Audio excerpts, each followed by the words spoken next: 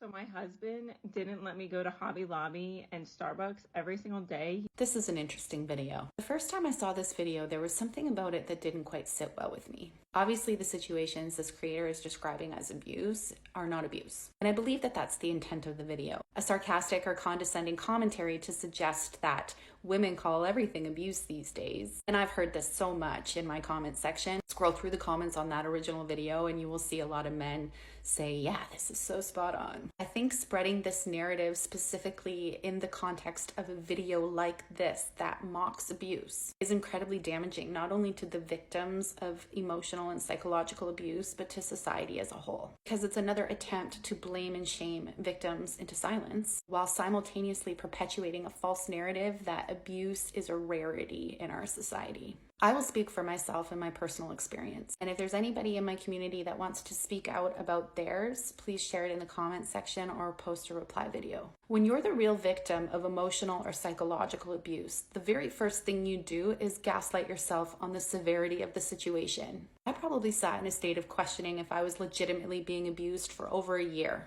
I didn't share what was going on with anybody. Even though they could see the change in how I carried myself, I still didn't open up because I didn't want to make him look bad. And I wasn't sure if I was overreacting. The things that were happening, they felt so small. They felt insignificant. They felt intangible. Something in my body was telling me over and over and over again that it wasn't right. You're in this constant state of questioning yourself. Is it abuse? Is it not abuse? Am I overreacting? If it's not abuse, then why does it feel so bad? There were times where I thought to myself, I wish he would just fucking hit me, because then at least it's tangible abuse. So then you finally decide, nope, this isn't right. I'm going to address it. Only to be met with a partner who gaslights you. Now they're telling you that you're overreacting or that you're too sensitive. You just spent weeks, months, years having an internal battle with yourself to now be met with a partner who's doing the same thing to you. So you continue to look inward and you end up accepting abusive behavior for another 2, 3, 10 years. It wasn't until I actually left the relationship and started educating myself that I realized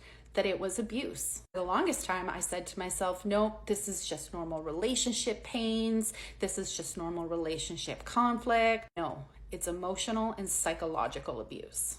Second, there is more emotional and psychological abuse going on in our interpersonal relationships than we are acknowledging or admitting. It's honestly an epidemic in Western culture. It's in the way we speak to each other, it's in the way we deflect responsibility, the way we lack empathy, and it's normalized and it's accepted, and it is incredibly sad. We can't be better until we do better. We can't do better until we know better. Educating people on what is emotional and psychological abuse is a big piece of that puzzle. Any narrative that shames, mocks, or belittles victims of abuse from speaking about their experience is so incredibly damaging, not just to the victim, but to society as a whole.